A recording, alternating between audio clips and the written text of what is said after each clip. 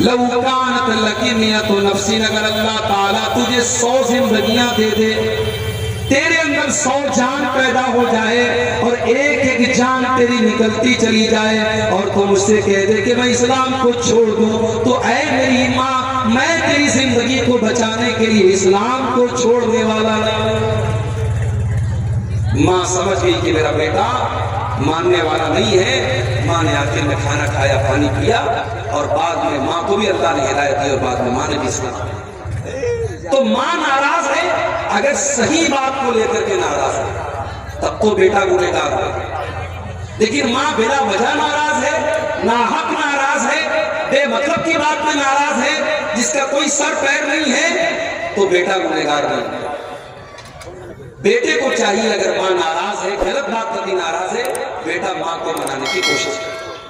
लेकिन ऐसा कोई सबूत नहीं है कि माँ नाराज है तो बेटे की नमाज कबूल नहीं होगी। एक बड़ा मशहूर वाकया है हजरत अलकमा का वाकया कि उनकी माँ उनसे नाराज हो रही थी, तो उनके साथ बड़ा बुरा मसला हो रहा था। उनकी मौत का टाइम आया तो अल्लाह के नबी ने पूछा कि क्या मामला है। पता लगा उनकी माँ उनसे नाराज है। जब तक माँ ने माफ नहीं कर दिया तब तक उनकी रूह परवाज नहीं हुई और उनको चैन नहीं मिला। बहुत मशहूर वाकया है, मगर वो मनगढ़ंत वाकया है, मौजू रिवायत सही हदीस से साबित नहीं है। लिहाजा इस बात की कोई दलील नहीं है कि माँ अगर नाराज है तो बच्चे की दुआ, बेटे की दुआ जो है वो कबूल। जी जी जी। तो अगर माँ गलत बात पर नाराज है तो पहली बात तो उससे कोई मतलब नहीं है। अगर सही बात पर भी नाराज है तो बेटे को मनाने की कोशिश करनी चाहिए, उसकी वजह से उसकी इबादत पर कोई फर्क नहीं पड़ेगा। तो तौबा की पहली कंडीशन यह है कि आपको एहसास हो कि हाँ मैंने गलत काम किया। तौबा की दूसरी कंडीशन, आप इस बात का पक्का इरादा करें कि आइंदा आप उस गलत काम को नहीं करेंगे। शराब पीने वाला तौबा कर रहा है शाम को, अरे अल्लाह आज के बाद मैं कभी शराब नहीं पीऊंगा, सुबह को फिर शराब पीने लगता है।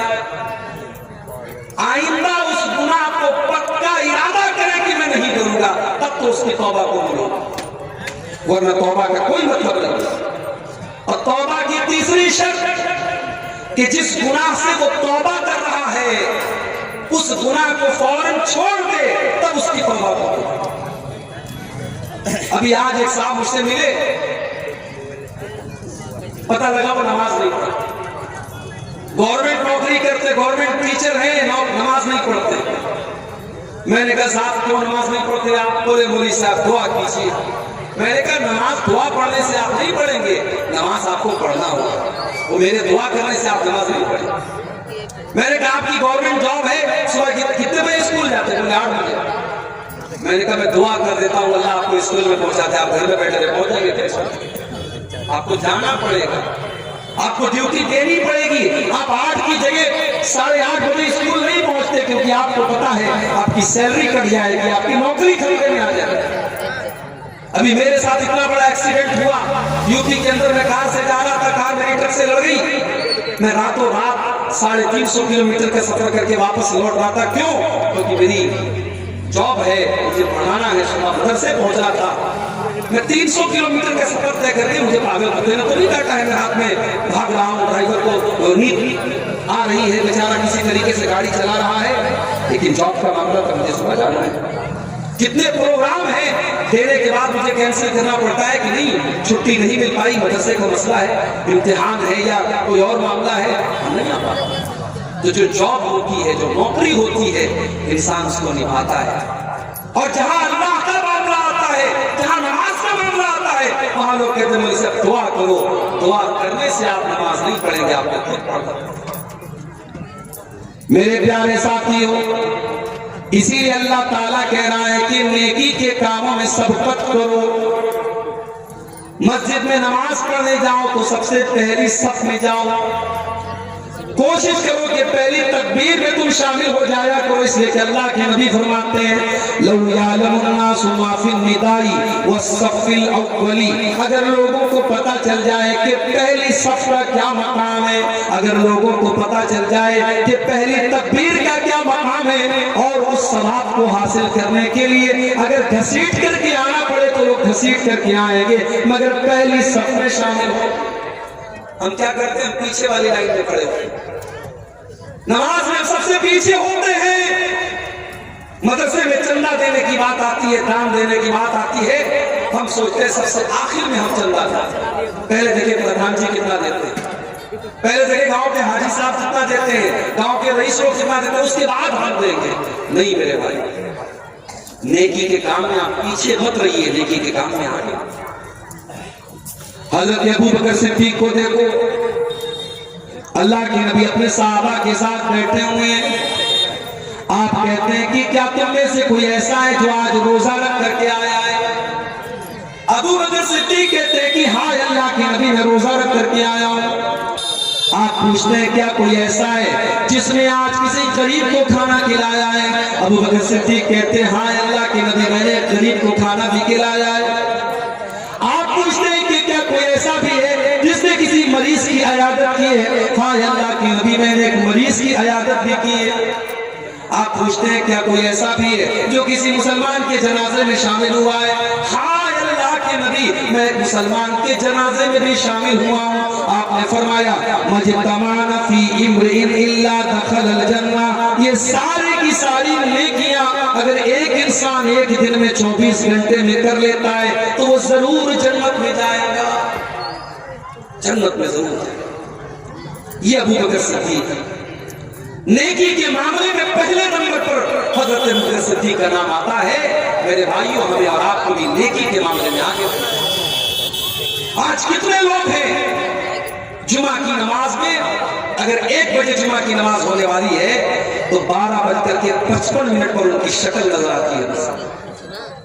अल्लाह के नबी फरमाते हैं कि जुमा के दिन जो सबसे पहले आता है उसे अल्लाह की राह में ऊंट सदका करने का सवाब मिलता है, जो बाद में आता है उसको गाय सदका करने का सवाब मिलता है, जो उसके बाद आता है उसको दुम्बा, जो उसके बाद आता है उसको मुर्गी, जो उसके बाद आता है उसको अंडा अल्लाह की राह में सदका देने का सवाब मिलता है। और जब इमाम खुतबा देने के लिए आता है तो ये सवाब लिखने वाले फरिश्ते सवाब लिखना बंद कर देते हैं और वो भी इमाम का खुतबा सुनते। हम लोग तो इतने बदनसीब हैं कि ऊंट छोड़ दो, गाय छोड़ दो, दुम्बा छोड़ दो, बकरा छोड़ दो, मुर्गा छोड़ दो, अंडा छोड़ दो। कितने बदनसीब ऐसे लोग हैं कि जुमा के दिन वो तब आते हैं जब इमाम का खुतबा स्टार्ट हो जाता है, बल्कि जमात शुरू होने के 5 मिनट पहले होने से। ऐसा नहीं होना चाहिए। इस्लाम आपको नेकी के मामले में आगे आगे रहने का। गज़वे तबूक का मौका याद कीजिए। हजरत उमर फारूक रजी अल्लाह तआला अन्हु फरमाते हैं कि मेरे दिल में ख्याल आया कि आज नेकी के मामले में, आज अल्लाह के दीन के मामले में मैं अबू बकर से आगे निकल करके दिखाऊंगा। वो अपने घर आते हैं, अपने घर का सारा सामान इकट्ठा करते हैं और सारे सामान को 2 भाग में वो बांट देते हैं और एक भाग अपने घर में छोड़ देते हैं और एक हिस्सा अल्लाह के नबी के पास लेकर के आते हैं। अरे अल्लाह के नबी, आज इस्लाम को मेरे माल की जरूरत है, देखिए मैं अपने घर का माल लेकर के आया हूँ। नबी अकरम पूछते हैं कि अरे उमर, घर वालों के लिए कुछ छोड़ के आए हो कि नहीं आए हो? अरे अल्लाह के नबी, आप परेशान हो, मैं आधा लेकर के आया हूँ, आधा छोड़ करके आया हूँ। उमर फारूक बहुत खुश हैं कि आज मैंने वो कारनामा अंजाम दे दिया जो अबू बकर सिद्दीक भी अंजाम नहीं दे सका। थोड़ी देर के बाद हजरत अबू बकर सिद्दीक भी आते हैं, वो भी अपने घर का सामान लेकर के आए हैं, अपने घर का माल लेकर के आए हैं, अपने घर की चीजें लेकर के आए हैं। उन्होंने लाकर के अल्लाह के नबी के सामने रख दिया। आपने पूछा, अबू बकर, तुमने अपने घर वालों के लिए क्या छोड़ा है? हजरत अबू बकर सिद्दीक कहते हैं, अब बैतुल्लाह व रसूलहू, अल्लाह के नबी, मैंने अपने घर वालों के लिए अल्लाह को छोड़ा है, उसके रसूल को छोड़ा है। अल्लाह के नबी, मैं तो सब कुछ लेकर के आया हूँ, आज इस्लाम को मेरे माल की जरूरत है, मैं अपने घर वालों के लिए कुछ छोड़ के नहीं आया, मैं अल्लाह को छोड़ के आया हूँ, रसूल को छोड़ के आया हूँ। उमर फारूक की आंखों में आंसू आ गए। उन्होंने कहा, मुझे यकीन हो गया कि मैं नेकी के मामले में अबू बकर का मुकाबला नहीं कर सकता। नेकी के मामले में सब तक करो मेरे प्यारे से। इसीलिए अल्लाह ताला कुरान के 17वें पारे में अपने नबियों का जिक्र करने के बाद कहता है, अपने नबियों का नाम लेने के बाद कहता है, इन्नहुम कानू युसारिऊना फिल खैरात, ये मेरे जितने नबी थे, ये मेरे जितने रसूल थे, वो नेकियों के मामले में आगे आगे रहते थे, वो नेकियों के मामले में पीछे पीछे नहीं रहते थे। मेरी प्यारी माओ बहनों, नबी अकरम के दौर की औरतों को आप देखिए, उस जमाने में लाउड स्पीकर का इंतजाम नहीं था। अल्लाह के नबी तकरीर करते थे, आमतौर से मर्दों के बीच में तकरीर करते थे, औरतों के दरमियान आपका बयान नहीं होता था। एक मरतबा कुछ औरतें आई, अल्लाह के नबी, मर्द लोग आपकी बातों को सुनते हैं, हम औरतों को तो आपकी बात सुनने को नहीं मिलती है। अल्लाह के नबी, आप हफ्ते में एक दिन हमको भी दीजिए ताकि हम भी दीन की बातें आपसे सुना करें। नबी अकरम ने देखा कि इन औरतों के अंदर दीन को सीखने की तड़प मौजूद है, आपने अलग से हफ्ते का एक दिन औरतों के लिए तय कर दिया। हमारे यहाँ जलसे में आपने औरतों का इंतजाम किया, लेकिन मस्जिद में जुमा में होता है नहीं।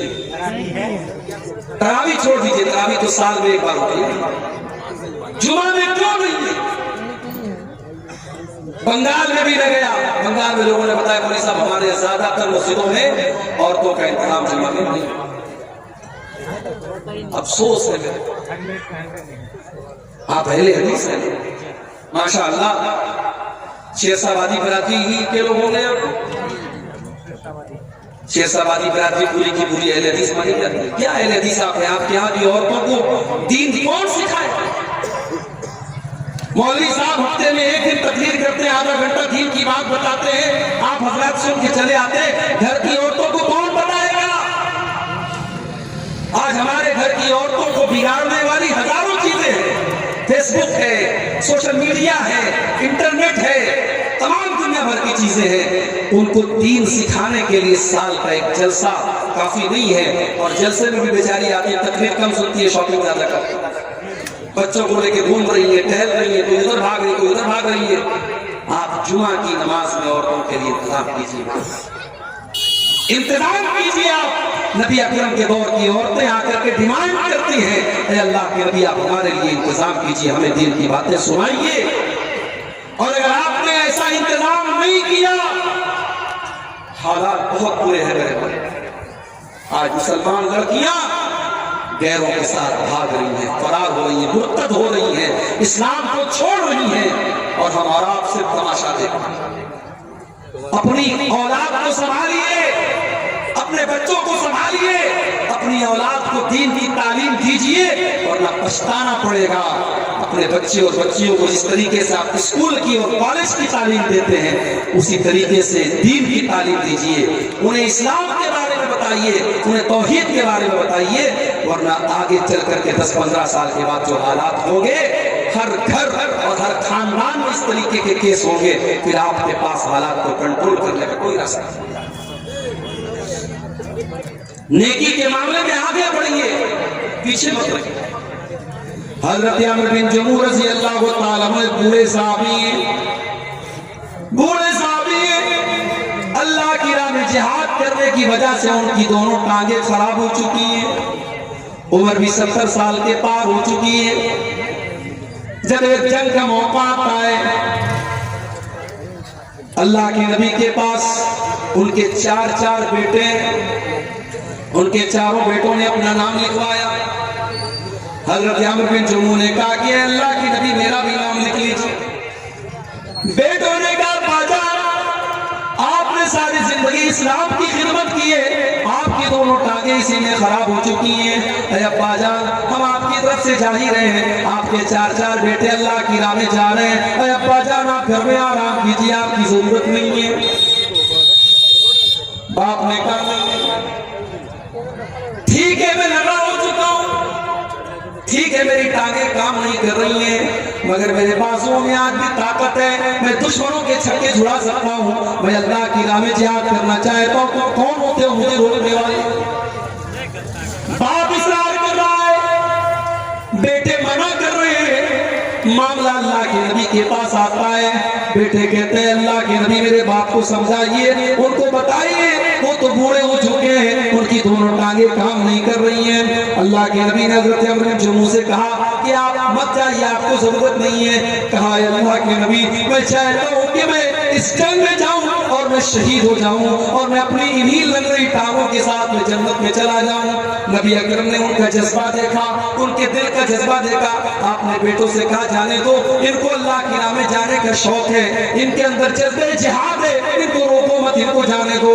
चुनांचे जंग होती है और हज़रत अम्र बिन जमू अल्लाह की राह में जिहाद करते हुए उसी हालत में शहीद हो जाते हैं। ये थे नबी के साथ। नेकी के मामले में आगे आगे रहे, हम और आप नेकी के मामले में पीछे रहे।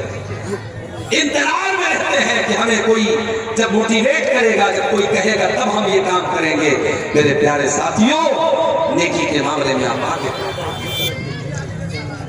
नबी अकरम के सहाबा को आप देखिए, अब्दुल्लाह बिन मसूद रज़ी अल्लाह ताला अन्हु बहुत बेहतरीन कुरान पढ़ा करते थे। इतना अच्छा कुरान पढ़ते थे कि एक मरतबा अल्लाह के नबी रास्ते से जा रहे थे, अब्दुल्लाह बिन मसूद के कुरान की तिलावत की आवाज आपके कानों में पड़ी। आपने फरमाया जिसको कुरान बिल्कुल ताजा ताजा सुनना हो वो अब्दुल्लाह बिन मसूद के मुंह से कुरान सुन ले। आज है आपके दरमियान ऐसे कुरान पढ़ने वाले हैं? कुरान पढ़ने वाला कोई होता भी है तो उसके फटे कपड़ों की वजह से हमें लगता है ये मदरसे में पढ़ने वाला बच्चा है, हम उसको हकारत की नजर से देखते। स्कूल में टाई और पैंट और कोट पहन करके जाने वाला हमें अच्छा लगता है, और मदरसे में फटा पुराना कपड़ा पहन करके पढ़ने वाला, दिन भर कुरान की तिलावत करने वाला हमें बुरा लगता है। मेरे प्यारे साथियों, उस स्कूल के सूटे फूटे बच्चे से बेहतर है उस मदरसे में पढ़ने वाला मैला कुचैला कपड़ा पहन करके दिन रात कुरान पढ़ने वाला। इसलिए कि अल्लाह के नबी फरमाते हैं खैरुकुम मन तअल्लमल कुरान व अल्लमहु, तुम्हें सबसे बेहतरीन इंसान वो है जो कुरान को सीखता है और सिखाता है, कुरान को पढ़ता है और पढ़ाता है। अब्दुल्लाह बिन मसूद इतना अच्छा कुरान पढ़ते थे, अल्लाह के नबी ने फरमाया कि जिसको सुनना हो कुरान बिल्कुल तरोताजा, तो अब्दुल्लाह बिन मसूद के मुंह से कुरान सुनो। जब अल्लाह के नबी ने ये बात बयान की, हजरत उमर फारूक के दिल में ख्याल पैदा हुआ कि ये बात अब्दुल्लाह को बतानी चाहिए। उन्होंने रात के 12 बजे, आधी रात को उन्होंने जाकर के अब्दुल्लाह बिन मसूद के दरवाजे को खटखटाया। अब्दुल्लाह बिन मसूद ने दरवाजा खोला, देखा हजरत उमर आए। क्या बात है, उमर क्यों आए हो? आए अब्दुल्ला, मुझे मालूम है कि ये वक्त मुनासिब नहीं था, रात के 12 बज रहे हैं, आधी रात हो चुकी है, लेकिन मैं तुम्हें एक बात बताना चाहता हूँ। अल्लाह के नबी ने तुम्हें खुशखबरी दी। क्या खुशखबरी दी? कहा है अब्दुल्ला, नबी अकरम ने आज तुम्हारी तिलावत की आवाज सुनी थी, तो नबी अकरम ने फरमाया था कि जिसको कुरान सुनना हो, बिल्कुल ताजा ताजा कुरान सुनना हो, तो अब्दुल्ला के मुंह से कुरान सुन ले। मैंने सोचा कि मैं आधी रात को मैं जाकर के तुमको बता दूं, ताकि सबसे पहले मैं ये खुशखबरी तुम्हें सुना दूं। एक मुसलमान को अच्छी खबर देने में भी सवाब मिलता है, मैं ये खबर तुम्हें सुनाने आया। हजरत अब्दुल्ला ने कहा कि आपने थोड़ा सा आपने ढीले कर दिया, थोड़ा सा लेट कर दिया। अभी थोड़ी देर पहले हजरत अबू बकर सिद्दीक आए थे और उन्होंने ये खबर मुझे दे दी है। हजरत उमर ने पेशानी पकड़ के कहा कि अबू बकर, उमर तेरा मुकाबला नहीं। मेरे प्यारे साथियों, ये नबी के सहाबा थे जो नेकी के मामले में सबकत करते थे। आज हम कारोबार में सबकत करते हैं, जमीन जायदाद में सबकत करते हैं, दुनिया के ऐशो-आराम में सबकत करते हैं, लेकिन हम जन्नत के लिए सबकत नहीं करते। सूरह आले इमरान की आयत में यही मैसेज दे रही है, वसारिऊ इला मगफिरतिन मिर रब्बिकुम व जन्नतिन। मेरे बंदो, तुम अल्लाह की जन्नत को पाने के लिए और अल्लाह की मगफिरत को पाने के लिए जल्दी करो। मेरे प्यारे नौजवान साथियों, जब हम आपसे नमाज के बारे में कहते हैं, आप कहते हैं मौलवी साहब अभी तो जवानी के अय्याम है, अभी तो मौज मस्ती के दिन है, जब 40 साल के हो जाएंगे, 50 साल के हो जाएंगे, हम नमाज भी पढ़ने लगेंगे, हम दाढ़ी भी रख लेंगे, हम हाजी भी हो जाएंगे। कौन गारंटी लेगा? कौन गारंटी लेगा कि आप 50 साल तक जिंदा रहेंगे, 60 साल तक जिंदा रहेंगे? एक एक्सीडेंट आपकी जिंदगी बदल सकता है, एक हादसा आपको खत्म कर सकता है, एक बीमारी आपको बर्बाद कर सकती है। मेरे प्यारे नौजवान साथियों, मा तदरी नफ्सुन माज़ा तक्सिबु गदा, कोई नहीं जानता कि कल उसके साथ क्या होने वाला है। इसलिए कल न कर कल का कोई भरोसा नहीं, कल तो कल एक पल का भरोसा नहीं। फिक्र उक़बा की कर आज ही बेखबर, फिक्र उक़बा की कर आज ही बेखबर, कल न कर कल का कोई भरोसा नहीं, कल तो कल एक पल का भरोसा नहीं। कर इबादत खुदा की जवानी में तू, कर इबादत खुदा की जवानी में तू, कल बुढ़ापा तेरे सर पे आ जाएगा, कल बुढ़ापा तेरे सर पे आ जाएगा। कुव्वते दस्त पा खत्म हो जाएगी, कुव्वते दस्त पा खत्म हो जाएगी, फिर इबादत का कोई भरोसा नहीं। कल का कोई भरोसा नहीं है मेरे नौजवान साथियों। नेकी के मामले में सब मिसाल दे दुनिया कि हाँ ये लड़का नेकी के मामले में आगे बढ़ा। मस्जिद में नमाज पढ़ने जाओ तो पहली सफ में रहो, इबादत के मामले में सब तक। किसी को धोखा देना कैसा है, बहुत अच्छा काम है, दिया करो भाई। अब ये सब कुछ नहीं। जो इमाम साहब अक्सर झूठ बोले, वालिदैन की नाफरमानी करे और कभी कभार चोरी करे, उसकी इमामत में नमाज पढ़ना कैसा है? लग रहा है इमाम साहब से दुश्मनी हो रही है। ये लग रहा है बिल्कुल कैमरा लगा के बैठा इमाम साहब कितना झूठ बोल रहा है, कितनी नाफरमानी कर रहा है, कितना चोरी कर रहा है। देखिए इमाम जो होता है, इमाम ऐसे इंसान को बनाना चाहिए जो कुरान अच्छा पढ़ता हो, आलिम हो और दीनदार भी। ऐसा कभी कभी होता है कि इंसान आलिम है लेकिन दीनदार नहीं, तो नमाज की इमामत एक ऊंचा मकाम है, ये हर इंसान को नहीं देना चाहिए। तो ऐसे इंसान को इमाम नहीं बनाना चाहिए। अगर ऐसा इंसान इमाम है, नमाज हो जाएगी आपकी नमाज पर कोई फर्क नहीं पड़ेगा, मगर ऐसे इंसान को इमाम नहीं बनाना चाहिए जो खुल्लम खुल्ला ये सब काम अगर कर रहा है, झूठ बोल रहा है, वालिदैन की नाफरमानी कर रहा है, चोरी कर रहा है, ऐसे इंसान को इमाम नहीं देना चाहिए। उम्र दराज आदमी का अगर बार बार पेशाब आ जाए और कपड़ा नापाक हो जाए, इलाज मुआलजा से भी मायूस हो चुका हो, तो ऐसे इंसान को नमाज पूरा करने के लिए क्या तरीका अपनाना चाहिए? बस सीधी सी बात, फत्तकुल्लाह वस्तक़फ़िरुल्लाह, अल्लाह से जितना डर सकते हो डरो। जिस इंसान को ये प्रॉब्लम है कि उसका पेशाब रुकता ही नहीं है, कतरा कतरा बहता रहता है, तो अब जाहिर है वो मजबूर है। अगर वो इलाज करा चुका है और इलाज से भी कोई फायदा नहीं हो रहा है, तो ऐसा इंसान नमाज उसी हालत में पढ़ेगा। लेकिन हाँ, हर नमाज के टाइम वो नया वजू करेगा। जोहर में मान लो उसने वजू किया, बीच में उसको हवा खारिज नहीं हुई, पाखाना करने के लिए वो नहीं गया, लेकिन तब भी असर का टाइम आएगा तो फिर से वजू करेगा। इसलिए कि ये बीमारी जिसको है उसके लिए हुक्म है कि वो हर नमाज के टाइम अलग से वजू करेगा। इसी तरीके से बाज़ लोगों को हवा खारिज होने की बीमारी होती है, उनको हर मिनट पर हवा खारिज होती है, वो हर तरीके का इलाज करा चुके हैं लेकिन उनका मसला हल नहीं होता है। तो उनके बारे में भी सही मसला यही है कि वो उसी हाल में नमाज पढ़ेंगे, वजू करेंगे और नमाज पढ़ेंगे। जामा मस्जिद में जगह की किल्लत है, मस्जिद के इर्द गिर्द भी जगह खाली नहीं है, इसलिए मस्जिद को दूसरी जगह मुंतकिल करना चाहते हैं। ऐसी सूरत में मस्जिद की पुरानी जमीन को फरोख्त कर सकते हैं या नहीं, जबकि मुंतकिल शुदा मस्जिद की जमीन सिर्फ 250 फुट की दूरी पर है। अब देखिए ये मसला थोड़ा सा पेचीदा है, इसके बारे में तहकीक करनी पड़ेगी कि अब ये जो सिचुएशन है, जैसे कभी कभी ऐसा होता है कि मस्जिद की जो जगह है वहां पे हाईवे निकलता है, तो हाईवे जब निकलता है या इस तरीके की कोई मजबूरी आती है तो हाईवे मस्जिद को ट्रांसफर करते हैं। तो वो सूरत यहाँ पर भी ऐसा लग रहा है कि अपनाई जा सकती है, जब जगह कम भी है तो ऐसा कर सकते हैं, लेकिन फिर भी इसके बारे में थोड़ी सी तहकीक करने के बाद ही जवाब दिया जा सकता है। इमाम का इंतखाब अवामुन नास के जरिए होगा या आलिमों के जरिए होगा? देखिए, अवाम के इंतखाब के लिए कोई शरीयत की शर्त नहीं है, अल्लाह के नबी ने कुछ क्राइटेरिया बता दिया है कि इमाम ऐसा इंसान होना चाहिए जो कुरान को ज्यादा पढ़ने वाला हो, सुन्नत का जानकार हो, नमाज का तरीका जानने वाला हो।